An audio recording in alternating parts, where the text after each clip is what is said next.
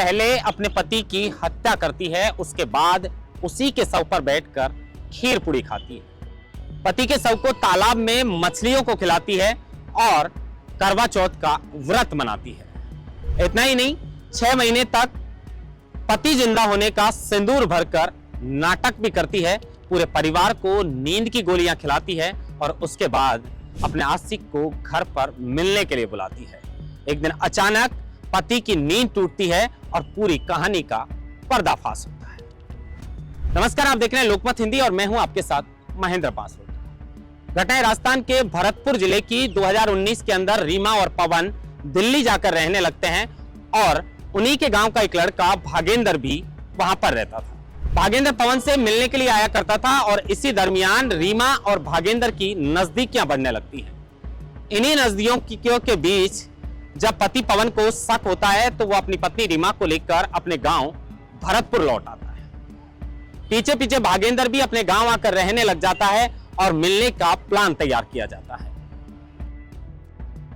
और इसी बीच भागेंद्र और रीमा पूरे परिवार को नींद की गोलियां खिलाने का प्लान तैयार करती हैं और उसी प्लान के बाद खाने में मिलाकर नींद की गोलियां खिलाई जाती हैं और उसके बाद जब सारा परिवार सो जाता है तो भागेंद्र को मिलने के लिए बुलाया करती थी।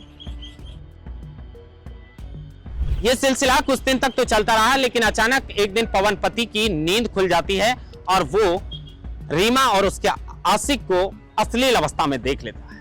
वह आग बबूला हो जाता है, लेकिन रीमा और भागेंद्र के अलावा भागेंद्र का एक दोस्त भी कमरे में था। ये तीनों मिलकर पवन को ठिकाने लगाते हैं और उसके बाद उसके शव को सिंदूक के अंदर रखकर जो बेड है उसके अंदर रख दिया जाता है। पूरे परिवार को खाना बनाया जाता है, खाना खिलाकर, और उसके बाद खीर पूड़ी उसी शव के ऊपर बैठकर खाती है और उसके आशिक के साथ मिलकर दूसरे दिन उस लाश को तालाब में फेंकवा देती है। उसके बाद जब पूरा परिवार चिंतित था और पूछा करता था, बेटा जो उसके बच्चे हैं वो पूछते थे कि मम्मी पापा कब आएंगे। उन्हें कहां पता था कि उनके पापा को पहले ही मौत के घाट उतार दिया है। और इसी सिलसिले के अंदर धीरे धीरे परिवार वालों को शक होने लगता है। एक दिन अचानक पूरा परिवार सो रहा था, उसे नींद की गोलियां खिलाकर सुला दिया था और अचानक उसके पिता की आंख खुलती है।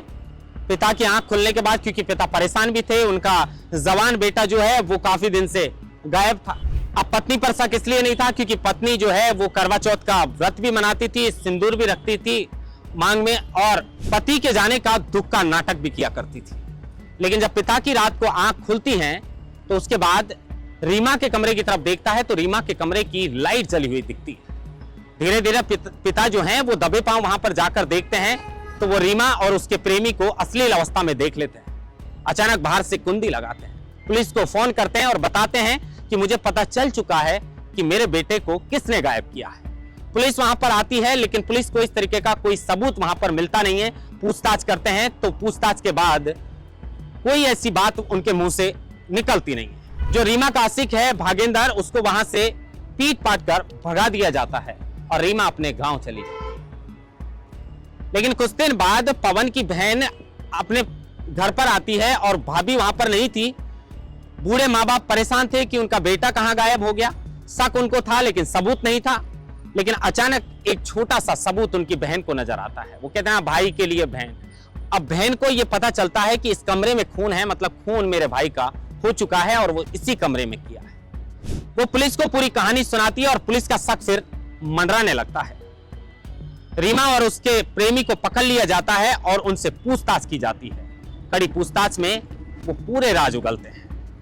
जब बताया जाता है कि उसके शव को कहां ठिकाने लगाया तो बताया कि पास के ही तालाब के अंदर फेंकवाया था। पुलिस वहां पर शव को ढूंढने के लिए जाती है तो सिर्फ पवन की हड्डियां मिलती हैं। उसके बाद पवन के शव को लाकर दफनाया जाता है और इस क्राइम के, इस कलयुग के जो क्राइम को अंजाम दिया था रीमा और उसके प्रेमी जो है भागेंद्र ने, उनको जो है सलाखों के पीछे भेज दिया जाता है। सवाल यह खड़ा होता है कि कलयुग के अंदर ऐसी पत्नी जो इस तरीके से अपने पति को ठिकाने भी लगा दे और उसके बाद 6 महीने तक जिंदा होने का नाटक करते रहे। क्या कुछ इसके बारे में दर्शक सोचते हैं, कमेंट बॉक्स में जरूर बताइए।